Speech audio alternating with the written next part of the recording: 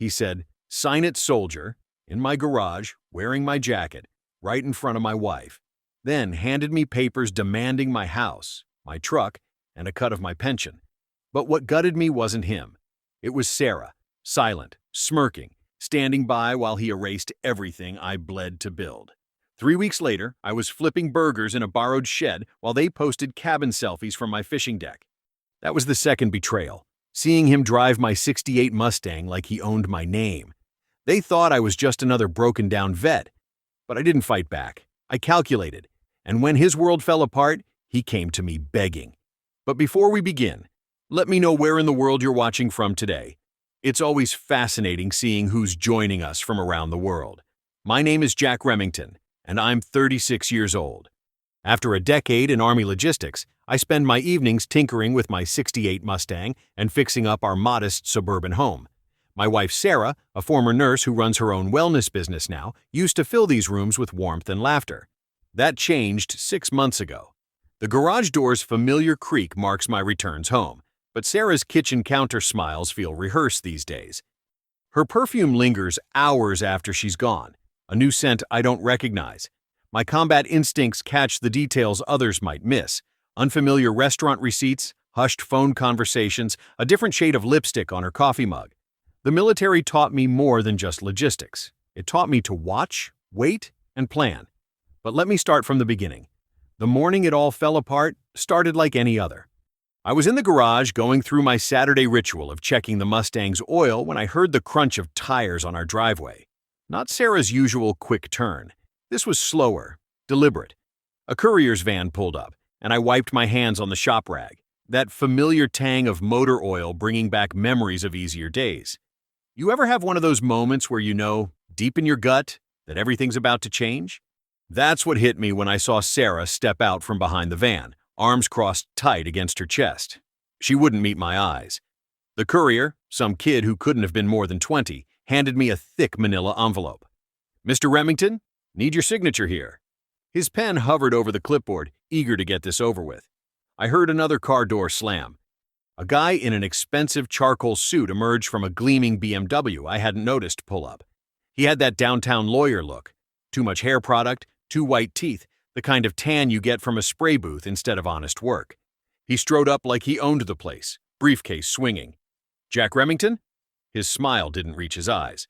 "I'm Bryce Kessler, representing Mrs. Remington in this matter." He gestured at the envelope in my hands. "Those are divorce papers. We've made this very straightforward." My fingers tightened on the envelope. The garage suddenly felt too small, too warm. 10 years of marriage, reduced to legal paperwork. I looked at Sarah, still standing there like a stranger in our driveway. "This how we're doing this?" She lifted her chin but said nothing. The silence hurt worse than any words could have. Bryce stepped closer, that artificial smile still plastered on his face. "Sign it, soldier. Make this easy on everyone." Something in me went very still. Not the kind of still that comes from shock, but the kind that comes from training, from knowing when to watch and wait. I opened the envelope, took my time reading while Bryce shifted his weight, impatient. The demands were laid out in cold legal language. Sarah wanted the house, our first home together, the one I'd spent countless weekends fixing up. My truck, barely a year old, and the real kick in the teeth, a chunk of my military pension. The pension I'd earned through 10 years of deployments, missing holidays, birthdays, anniversaries. "You'll notice everything's in order," Bryce said, his voice dripping with that special kind of condescension only lawyers can manage. "We can wrap this up right now if you're amenable." I looked up from the papers, studied him. His briefcase was pristine, probably never seen the inside of a real courtroom.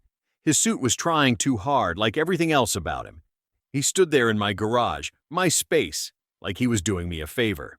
"I'll need time to review these," I said, keeping my voice level. "Have my own lawyer look them over." Bryce's smile tightened. "Mrs. Remington was hoping to expedite 3 days," I cut in. "That's reasonable, isn't it?" I met Sarah's eyes finally. She looked away first. "Fine," Bryce snapped, his smooth facade cracking just a bit. "But don't waste our time with delays.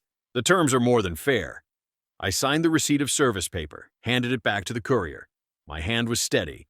10 years of military service teaches you how to keep your composure when everything's falling apart, How to think clearly when you're ambushed. They left pretty quick after that. Sarah in her SUV, Bryce in his shiny BMW, the courier in his van. I stood there in the garage, that envelope heavy in my hands, surrounded by the tools and parts I'd collected over the years. The air still smelled like motor oil and metal. You might think I was angry. Or devastated. Truth is, I was something else entirely. I was focused. Because while they were putting on their little show, I'd noticed things. The way Bryce kept checking his phone. How Sarah wouldn't look at either of us directly. The fresh crease in those divorce papers, like they'd been reviewed and refolded recently. I set the envelope down on my workbench, right next to the socket wrench I'd been using earlier. Something wasn't adding up. And if there's one thing my time in logistics taught me, it's that numbers always tell a story, if you know how to read them. 3 weeks after that day in the garage, I was staring at a bank balance that looked more like a typo than my savings. Frozen accounts, they called it. Some legal maneuver Bryce had pulled while I was still trying to find a lawyer who'd work for promises instead of retainers. The few attorneys I could reach took one look at Bryce's firm letterhead and suddenly had full calendars. I ended up at Dale's place out past the county line. He's my cousin, but more importantly, he's the kind of man who doesn't ask questions when family shows up needing help. The shed behind his house wasn't much, just 4 walls, a roof that leaked when it rained hard, and enough space for a camp bed and my duffel bag. But it was shelter, and these days that counted for plenty. "Stay long as you need," Dale had said, handing me a spare key and a heavy wool blanket that smelled like his garage. "Ain't much, but it's yours." The blanket helped, but those first nights were bitter. Every time I rolled over, that thin mattress crackled like it was stuffed with yesterday's newspapers. Maybe it was. I'd lie there listening to the wind whistle through gaps in the walls, wondering how I'd ended up here after all those years of careful planning, of doing everything right. Found work at a burger joint called Pete's, the kind of place that still takes cash and doesn't ask too many questions. The manager, Pete himself, looked at my application, looked at me, then tore it up. "Kitchen needs help," he said. "You start tonight." I worked the late shift, scraping grease traps and flipping patties until my arms ached. The pay was nothing to write home about, but Pete slipped me a burger at the end of each shift. Some nights, that was all I ate. Remember that old saying about salt in wounds? Try scrolling through social media when you're living in a shed. Sarah's Instagram was full of sunshine and smiles, each post a carefully arranged middle finger to our past. But it was the fishing cabin photos that got me. That little place up by Miller's Creek, I'd spent 2 summers replacing rotted boards, fixing the roof, making it something special. Now there was Bryce, lounging on the deck I'd built, wearing my old field jacket like it was some kind of trophy. You know what's funny? It wasn't the jacket that did it. It wasn't even seeing them together. It was spotting my '68 Mustang missing from the background in those photos. That car was my first love, bought when I was 19 with every dollar I'd saved. Sarah claimed she'd sold it to cover legal fees, probably for pennies on the dollar, knowing her. The next morning I was scraping burnt cheese off the flat top, letting the rhythm of the scraper drown out everything else, when Pete came in early. He took one look at me and poured 2 cups of coffee. "Looking rough there, soldier," he said, sliding 1 cup my way. I paused, scraper mid-stroke. "That obvious? 20 years feeding mill workers and truckers. You learn to read people." He sipped his coffee. "Whatever war you're fighting, just remember, strategy beats strength every time." The scraper in my hand suddenly felt different. Not just a tool for cleaning grills, but something else. A reminder. I'd spent years in the Army learning how to outthink, outmaneuver, outlast. Why was I letting them set the rules now? That night in Dale's shed, I sat on my creaking bed and really thought about it. Sarah and Bryce thought they had me beaten, the broken-down ex-husband working minimum wage, living in a shed. But they'd forgotten something important. When you strip a man down to nothing, you leave him with nothing left to lose. They wanted to play war? Fine. But we'd play it my way. Slow, careful, strategic. Every burger I flipped, every dollar I saved, every hour I spent in that cold shed, it wasn't just survival anymore. It was preparation. I pulled out my old field notebook, the one thing I'd grabbed before the accounts froze, and started writing. Not plans exactly, just observations, questions, the kind of details that don't mean much alone but add up to something bigger if you know how to connect them. Met Carl, my court-appointed lawyer, at Denny's because that's all I could afford. The place reeked of burnt coffee and decades of griddle grease, but Carl didn't complain. He just spread his papers across the sticky table and got down to business. "Look, Jack," he said, stirring his third sugar packet into his coffee. "I've seen this story before. The longer you fight, the more it costs. My advice? Settle smart. Let her take what she wants." I watched the sugar crystals dissolve in his cup. "That's your strategy? Roll over?" "It's about minimizing losses." He leaned forward, lowering his voice. "Sarah's lawyer, Bryce, he's got a reputation. He doesn't just win divorces, he destroys people. Play nice, and maybe you'll keep your pension." The waitress topped off our cups, and I caught a glimpse of the hiring board behind the counter. A young guy, couldn't have been more than 25, was talking to the manager. Military haircut, ramrod straight posture. One of our own. "Background check's gonna be an issue," the manager was saying. "Company policy?" The kid's face fell, but he kept it professional. "Yes, sir. Thank you for your time." Something in my gut twisted. Here was another vet, probably with skills that had put half the workforce to shame, getting doors slammed because of some checkbox on a form. Meanwhile, Sarah was... "Jack?" Carl was waving his hand in front of my face. "You hearing me?" "Yeah," I said, but my mind was already somewhere else. "Play nice." "Got it." That night, back in Dale's shed, I fired up my ancient laptop. The Wi-Fi signal was weak, bleeding over from his house, but it was enough. I started digging through public records, business filings, anything I could find about Sarah's new wellness brand she'd been building. The website loaded slowly, piece by piece, like a punch to the gut in slow motion. There it was, Warriors Peace Wellness. The logo? A stylized version of my old units patch. The testimonials section had my face, an old photo from deployment, right next to some BS about military-grade meditation techniques. My hands started shaking. They were using my call sign, Remington Steel, as a product name for their premium supplement line. Stories about my husband, the warrior, peppered their blog posts. Sarah had turned our marriage, my service, my whole identity into marketing copy. You know that moment when all the pieces suddenly click? When the static clears and you finally hear the message? This wasn't just about divorce anymore. This wasn't even about the house or the Mustang.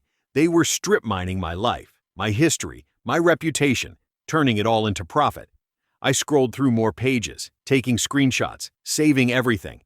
Their About Us section was full of carefully worded implications about Sarah's intimate understanding of military wellness needs.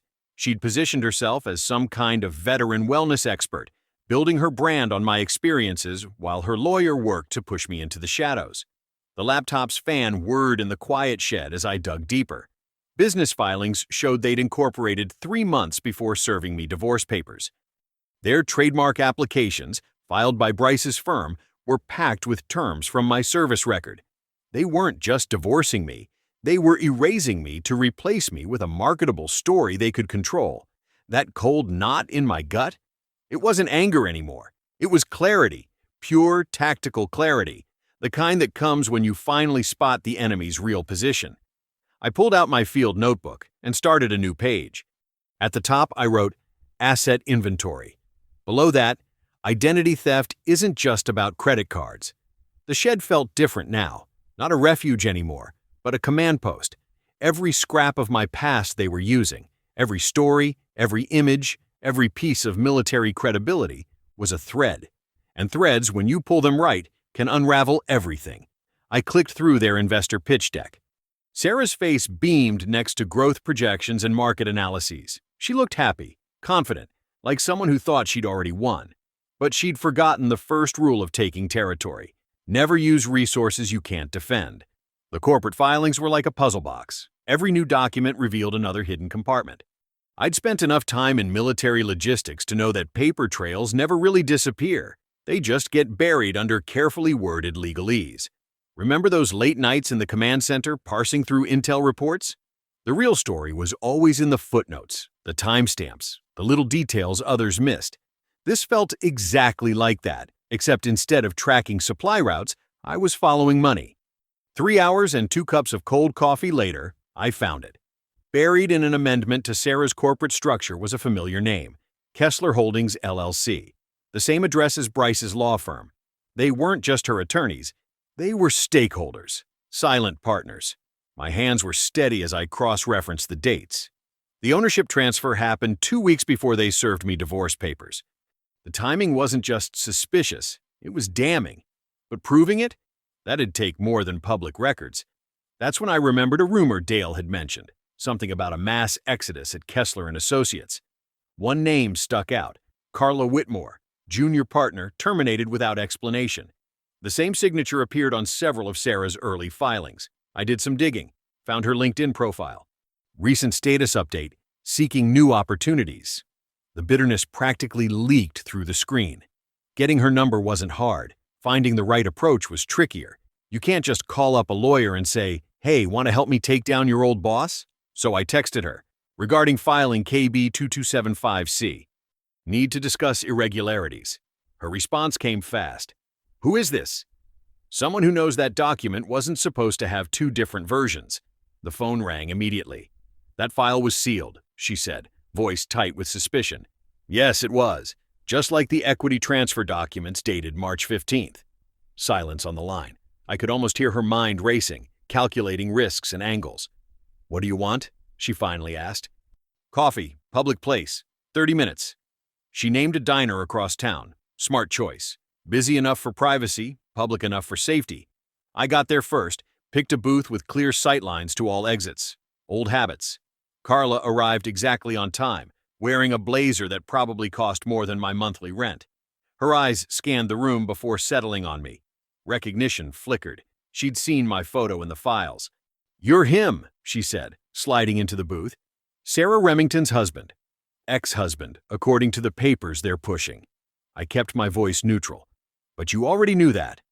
"I know what was in the filings." She ordered coffee, waited until the waitress left. "What I don't know is why you asked me here."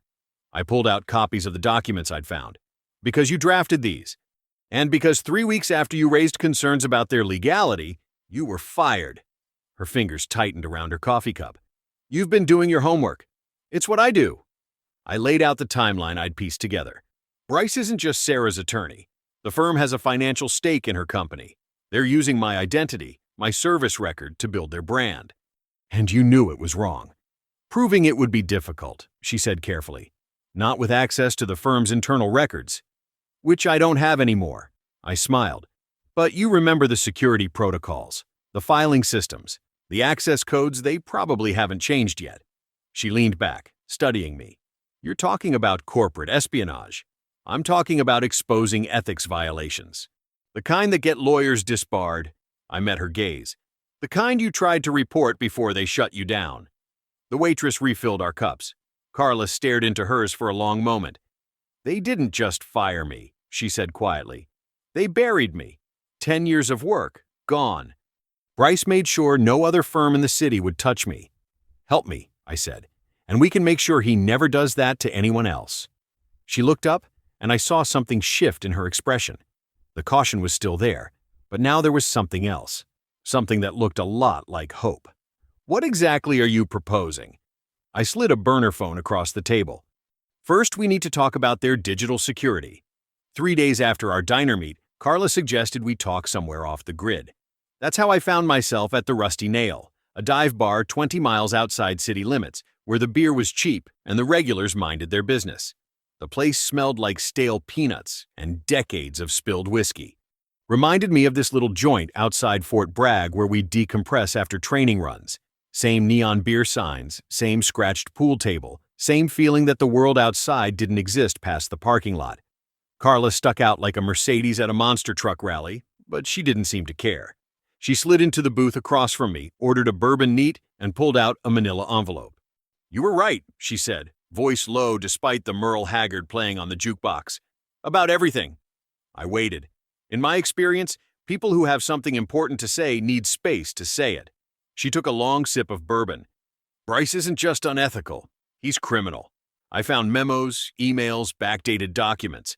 They started planning this months before your divorce filing." "Show me." She spread out papers between our drinks. Internal memos with Bryce's letterhead, financial statements, email chains. My throat tightened as I saw Sarah's name again and again, always connected to business strategy meetings that happened while we were still married. Here's the smoking gun. Carla pointed to a document dated 3 months before the divorce papers. Bryce structured the company so that Sarah's military spouse wellness brand would feed directly into the firm's holdings. They're using your service record, your photos, even your old call sign to market products.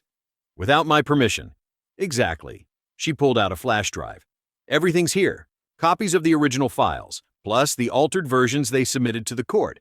Bryce thinks he covered his tracks, but you're better at paperwork than he is. A ghost of a smile crossed her face. I was. The bartender brought another round. I studied Carla's expression. Why are you really helping me? Because Bryce Kessler destroyed my career over this. Her fingers tightened around her glass.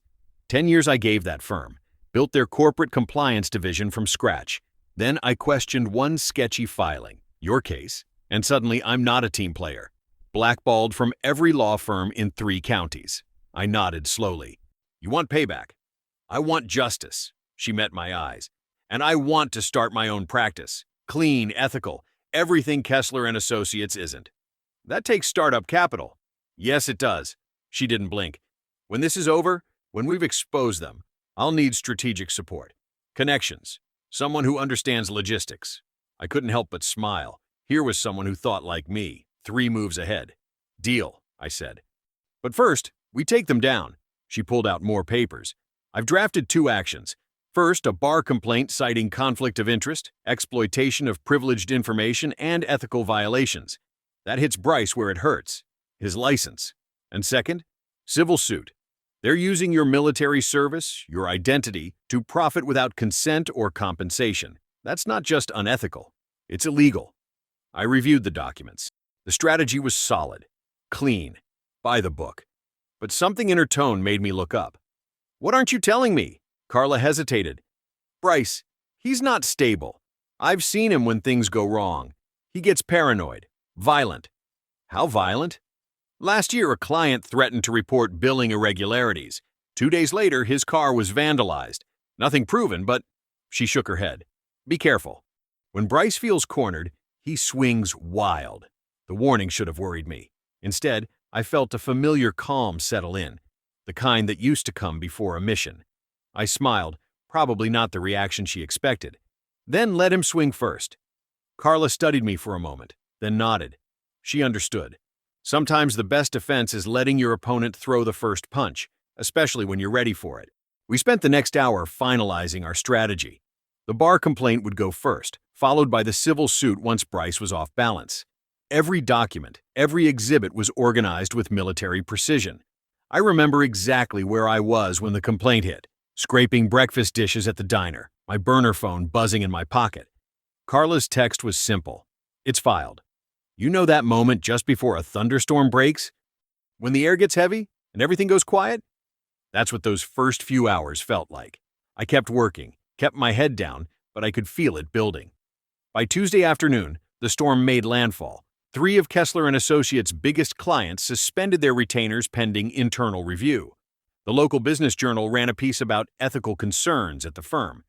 Sarah's wellness brand website went dark. Turned out their hosting company had strict policies about unauthorized use of military service members' identities. I won't lie, watching it all through my phone screen while living in Dale's shed felt surreal, like viewing an explosion from underwater. The memories of that fishing cabin, my old jacket on Bryce's shoulders, kept floating up. But now they felt different. Less like wounds, more like fuel. Wednesday brought the real fireworks. Someone leaked Bryce's internal memo to the staff, the one where he promised this minor setback would blow over. Within hours, 2 senior partners announced their immediate retirement. 3 more associates jumped ship to competing firms. Even the cleaning crew quit. You ever watch dominoes fall? It's not just about the first push. It's about positioning, timing, pressure points. Carla kept me updated through secure messages. She'd saved everything during her years at the firm. Call logs, draft contracts, email chains. Insurance, she'd called it. Smart woman. Those documents painted a clear picture. Sarah and Bryce had planned this for months while I was still deployed. They'd used my service record, my combat photos, even my old unit's motto in their marketing materials, all without consent, all while I was serving. Thursday morning, the local news picked up the story. Veterans' identity exploited in corporate scandal made the morning shows. Sarah's Instagram went private. Her wellness brand's pre-orders got canceled. Turns out military spouses don't like being sold overpriced supplements by someone who betrayed actual service members. I was wiping down tables when my burner phone buzzed again. Unknown number. "You think you're clever, don't you, soldier?" Bryce's voice had lost its smooth edge. Now it was all gravel and spite. "Bryce," I kept my tone neutral. "Rough week? Listen carefully. Whatever game you're playing, it stops now. You have no idea what you're dealing with." "Actually, I do. Section 8.4 of the Bar Association's Ethics Code. Article 12 of the state's Corporate Governance Statutes. Your own firm's compliance manual, page 47. Silence on the line. Then, "You want to talk numbers? How about the interest on your frozen accounts? The liens we can put on future earnings? You think you can't fall further? Try me." I thought about my Mustang, the fishing cabin, the life I'd built that they'd stripped away. "You're right, Bryce. I don't have much left to lose." I kept my voice steady. "Do you? You want war?" His laugh was sharp, desperate. "You got it. By the time I'm done, you'll wish you'd just signed those papers and disappeared. Maybe," I wiped another table, "or maybe you should check your email. The civil suit just hit your inbox. The one about unauthorized use of military service records for commercial gain. The FBI's cybercrimes unit takes those pretty seriously." More silence. Then the sound of rapid typing. "You son of a—" "Have a nice day, counselor." I hung up. My hands were steady, but something inside me had shifted. Like the first time I saw incoming fire, that moment when training kicks in and everything gets crystal clear. Bryce wasn't just angry, he was scared, and scared men make mistakes. I looked around the diner, at the grease stains and coffee rings, at my reflection in the chrome napkin dispensers. 6 months ago, this would have felt like rock bottom. Now it felt like a forward operating base, a place to plan, to wait. The phone buzzed again. "Carla." "You okay?" she texted. Just heard Bryce raging in his office. "Fine," I wrote back. "How's the temperature over there?" "Nuclear. 3 more clients pulled out. Sarah's been crying in the conference room for an hour."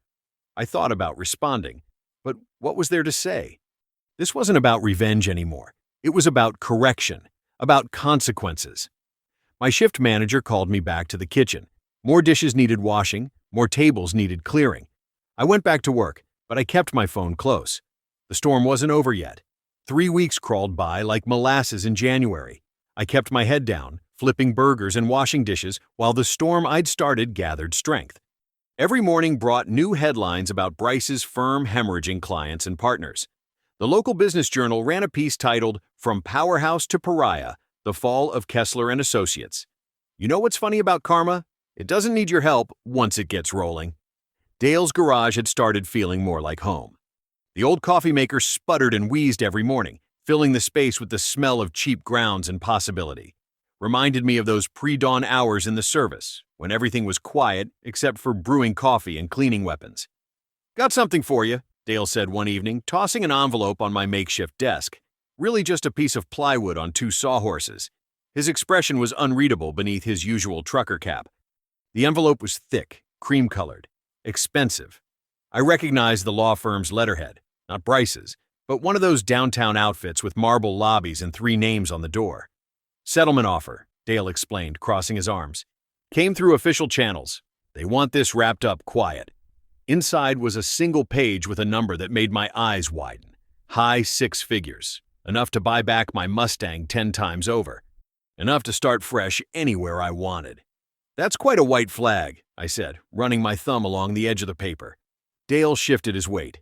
"It's good money, Jack. Nobody'd blame you for taking it." I walked over to his fire pit, the same one where we'd grilled hot dogs and talked strategy all those nights. The flames were low, but hungry. The paper caught quick, curling into ash before Dale could say another word. "Wasn't about money," I told him. "Never was." He nodded slowly, a hint of a smile under his beard. "Figured you'd say that. Got another thing you might be interested in, though. Buddy's catering company needs extra hands tomorrow morning. Corporate breakfast downtown." "Downtown?" My eyebrows went up. "Where downtown?" Dale's smile grew. "Funny enough, it's at Kessler and Associates. 7 a.m. sharp." The next morning, I showed up in crisp black pants and a white apron, carrying trays of breakfast pastries through the lobby of Bryce's building. The security guard barely glanced at my catering badge. Amazing how invisible service workers can be when you're not looking for them. The office was different from my last visit. Emptier, quieter. Where there used to be a buzz of activity, now there was just the hum of fluorescent lights and worried whispers. Half the desks sat empty, personal items gone, family photos missing from walls. I was arranging coffee urns on a side table when I heard it. That familiar voice that used to drip with condescension. "What do you mean she's not coming in? We need those depositions by—" Bryce stopped mid-sentence. Mid-step, too. I looked up slowly, deliberately, met his eyes across the conference room. His designer suit couldn't hide how the past weeks had worn him down. His face had that gray, stretched look of someone who hadn't slept right in days. "Morning, counselor," I said, adjusting a tray of muffins. "Coffee's fresh. Cream's on the left." His jaw worked silently. A vein pulsed in his temple. The leather portfolio he was carrying slipped from his fingers, scattering papers across the floor. He started, but his voice cracked. He had to clear his throat. "You can't be here." "Sure I can." I gestured at my apron. "I'm staff. Got a badge and everything." A young associate hurried to help gather his dropped papers, but Bryce waved her away. His eyes never left mine. "Get out," he hissed. "Now." "Just doing my job." I straightened a row of coffee cups. Unlike some people, his face flushed dark red. For a second, I thought he might actually throw a punch. Part of me hoped he would.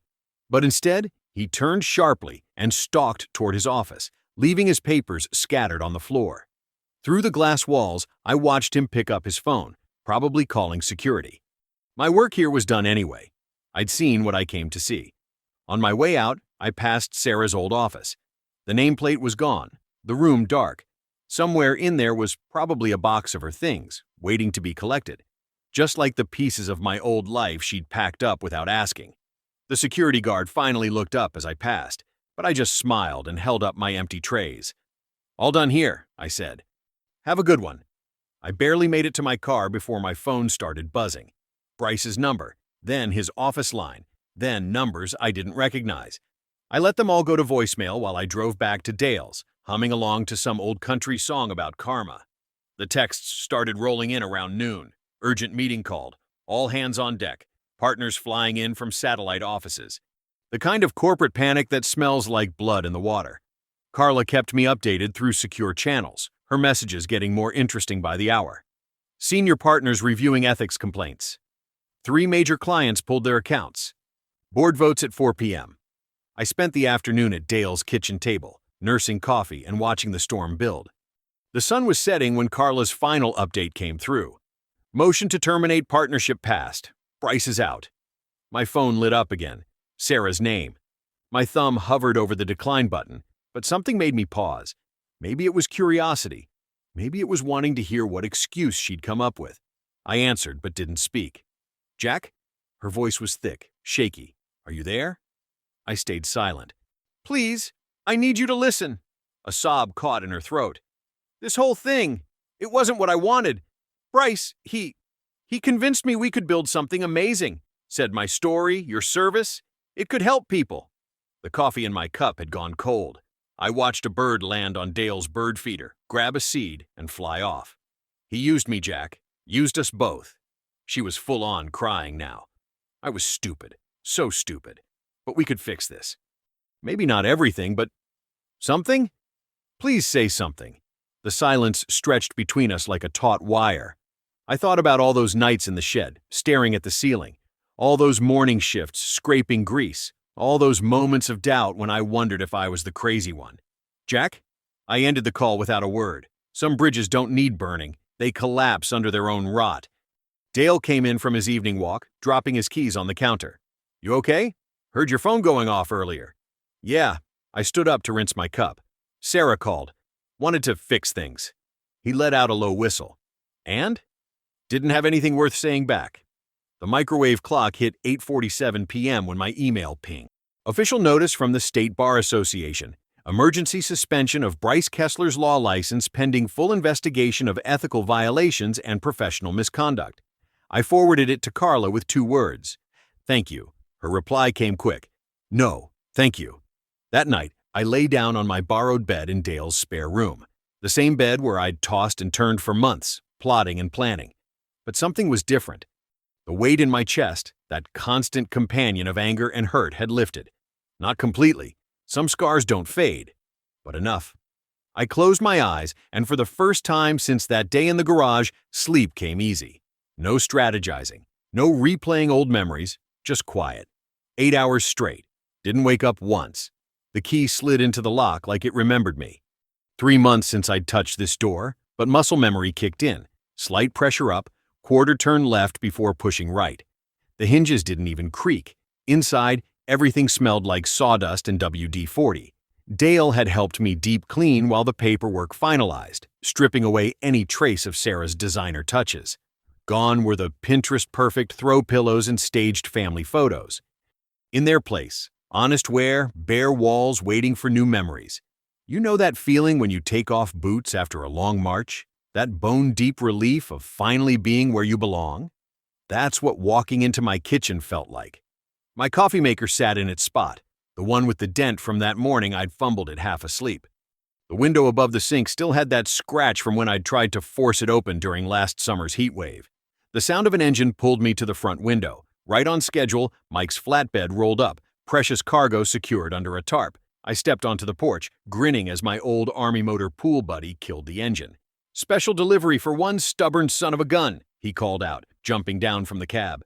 The tarp came off slow, like unwrapping a Christmas present. And there she was, my '68 Mustang, gleaming like she just rolled off the assembly line. Mike had tracked her down through his restoration network, bought her back for a song from the guy Sarah sold her to. "Paint's original spec," Mike said, patting the hood. "Took some doing to match it perfect. Interior's all period correct, too." I ran my hand along the fender, feeling the familiar curves. "Mike, I don't know how to—" He waved me off. "You pulled my ass out of worse spots than I can count. Consider us even." The paperwork came through that morning. Restraining order approved, Sarah officially blocked from any contact. Her wellness brand was dead in the water, social media scrubbed clean.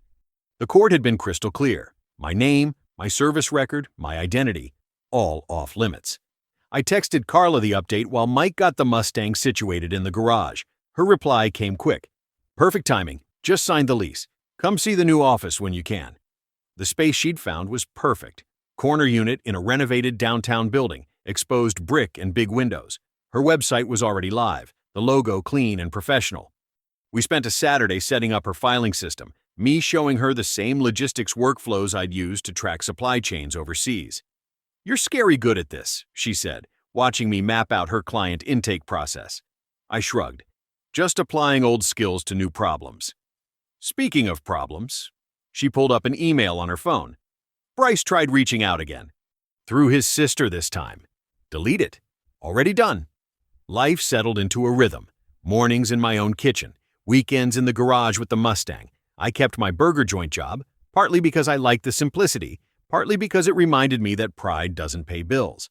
That's where I was when Bryce walked in, 3 weeks after the dust settled. Tuesday afternoon, slow shift. I heard the bell over the door but didn't look up from the grill until I caught his reflection in the chrome backsplash. He looked smaller. Designer suit replaced by wrinkled khakis and an untucked dress shirt. The gel was gone from his hair, his face pale and unshaven. He stood at the counter, fingers drumming nervous patterns on the laminate. "Jack," his voice cracked. "I need 5 minutes." I kept working the grill. Flip. Season. "Check temps." "Please." He swallowed hard. "I'll sign whatever you want. Full admission of wrongdoing. Public apology. Everything." I plated an order, hit the bell. "Order up." "They're reviewing my whole case history." Real fear crept into his voice now. 10 years of files. I could lose everything.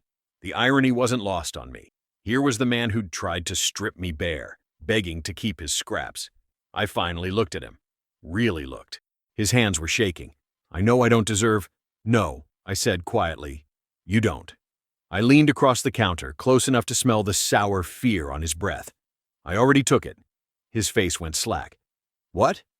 "Everything you're offering. The admission, the apology, the signatures. Check your email. It's all there, filed with the Bar Association yesterday." I straightened up, adjusting my apron. "Your former partners were cooperative once they saw the full scope of evidence." Bryce's shoulders slumped like strings had been cut. He opened his mouth, closed it, then turned and walked out without another word. The bell chimed his exit, cheerful and final. I finished my shift, hung up my apron, and drove to Carla's new office. The sign was up now, Whitmore Legal Services, in clean, professional lettering. Inside, she was arranging reference books on the shelves, making the space her own. A stack of business cards sat fresh from the printer on her desk. "Looking good," I said, taking in the transformation. She smiled, but it was measured, professional. No victory dance, no champagne pop. Just the quiet satisfaction of pieces falling into place. "The website's getting hits. 3 consultations scheduled for next week." I nodded, pulling up a chair. "Need help setting up the billing system?" "If you've got time." She paused, studying me. "You're still willing to consult?" 2 days a week, like we discussed. Keeps my skills sharp. I tapped my temple. "Military logistics. Works for law firms, same as supply chains." We spent the next hour mapping out workflows, client tracking systems, the bones of a growing practice. No dramatic speeches about justice or revenge. Just the steady click of keyboard keys and scratch of pen on paper. When we finished, she extended her hand across the desk. We shook once, firm and businesslike. Partners, not champions. That evening I drove out to Dale's place. He was on the porch, nursing a beer, another waiting in the cooler for me. I settled into the chair next to him, the wood creaking familiar welcome. "Saw the news about Kessler's firm?" he said after a while. "Total shutdown. Building's already up for lease." I nodded, popping the cap off my beer. "Was it worth it?" The question hung in the cooling air. "All of it?" The taste of cheap burger grease still lingered on my tongue. My back ached from 8 hours of grill work. The shed where I'd slept through those bitter months stood silent behind us, a reminder of rock bottom. I didn't answer right away. Instead, I fished my keys from my pocket and stood up. "Going somewhere?" Dale asked. "Just a drive." The Mustang's engine turned over smooth as silk, Mike's restoration work singing through every cylinder. I rolled through town as sunset painted the buildings gold. Past the diner where I still worked shifts, past Carla's new office, lights off but sign gleaming, past the courthouse where everything had started. And there it was, Kessler and Associates, or what was left of it. The brass nameplate was gone, leaving ghost letters on the wall. Graffiti tagged the windows, bright, angry colors spelling out judgments I didn't need to read. A for lease banner fluttered in the evening breeze. I didn't slow down, didn't stop to gawk or savor or celebrate. Just kept driving, the engine's purr carrying me forward while that hollow building shrank in my rearview mirror. The memory of Sarah in our kitchen flickered through my mind, her laugh, real and warm before it all went wrong. The smell of coffee and morning toast. Simple things, lost things. But the ache was different now, duller. More like an old injury that predicts rain than an open wound. My hands found their natural place on the wheel, muscle memory from countless drives in this car. The leather was fresh, but the grip was the same. Some things change, some don't. The trick is knowing which is which. The sun dipped lower, painting the road ahead in shades of amber and shadow. I thought about Dale's question. Was it worth it? The months of planning, the cold nights, the grease burns and wounded pride. The streets were quieter now, most businesses closed for the night. I turned onto Commerce Avenue, muscle memory guiding me past familiar landmarks. Then I saw it. The storefront that used to house Sarah's wellness empire. The trendy sign was gone, leaving behind faded outlines where Warrior Spirit Wellness had once glowed in rose gold letters. A crooked for lease sign hung in the window, edges curling from summer heat. My phone buzzed. "Carla." I pulled into an empty parking spot and checked the message. A forwarded email, subject line stark and official.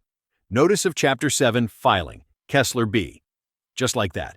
No press release, no public statement, no carefully crafted apology or attempt to save face. Bryce Kessler, the man who'd walked into my garage wearing Italian leather shoes and a smile sharp as a knife edge, had filed for bankruptcy. Complete surrender. The smell of fresh coffee and pastries from the bakery next door brought me back to morning meetings here, back when Sarah was still building her brand.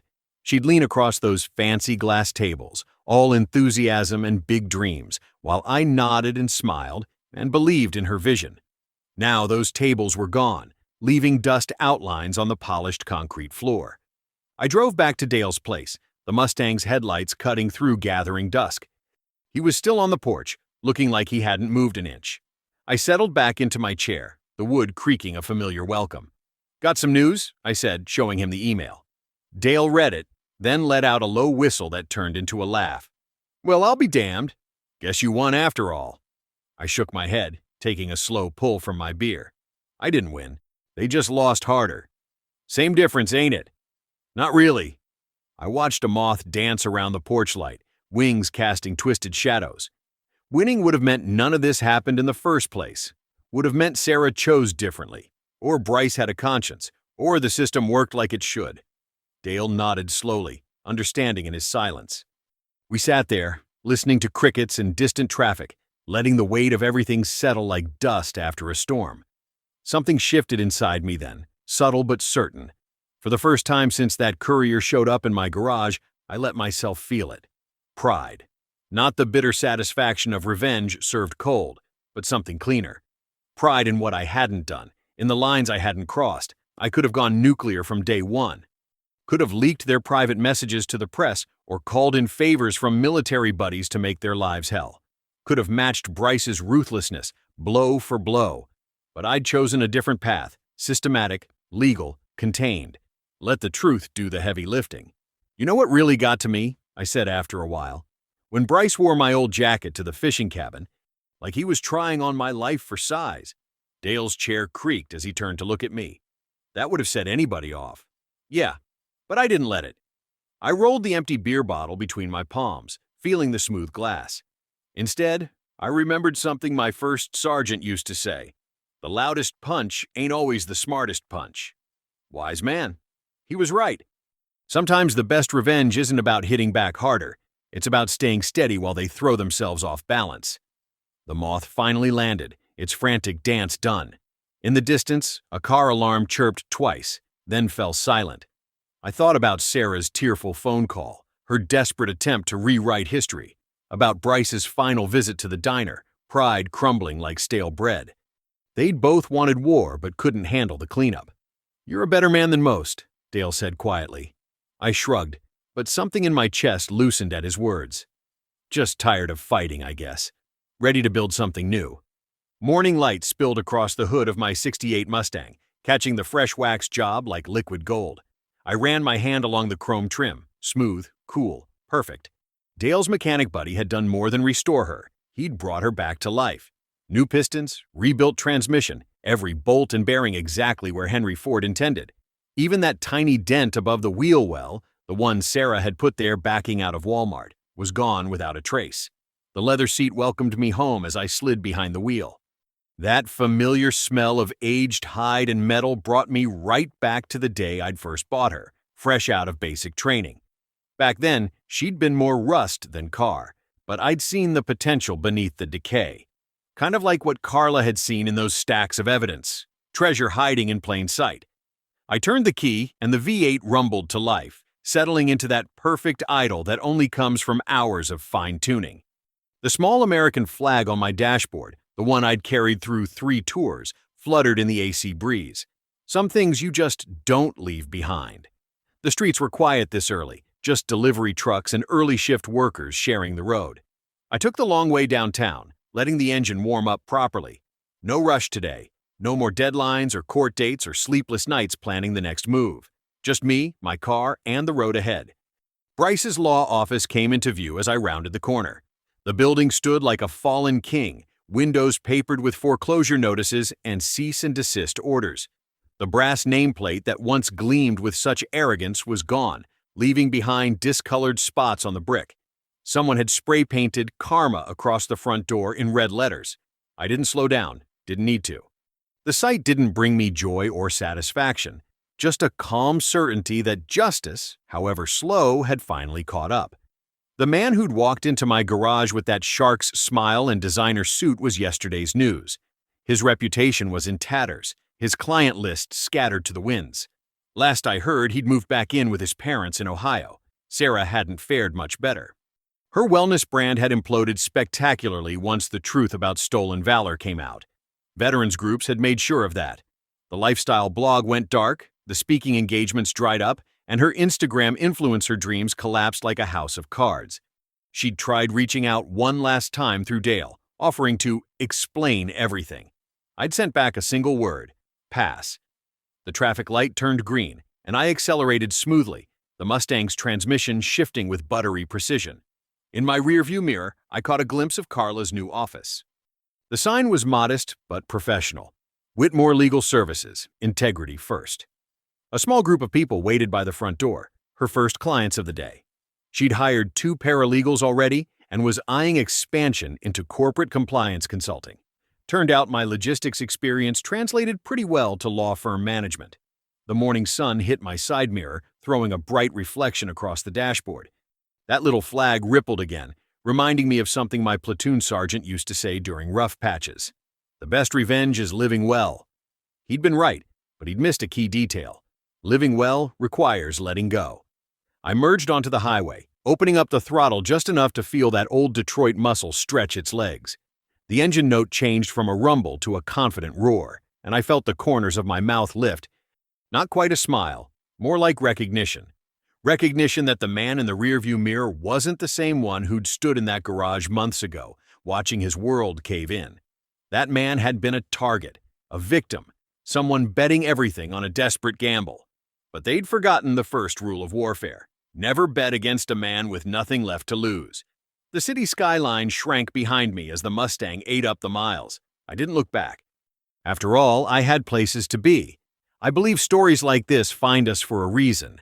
If this one touched you, please subscribe. I share a new one every day, and tomorrow's might be the one your heart's been waiting for.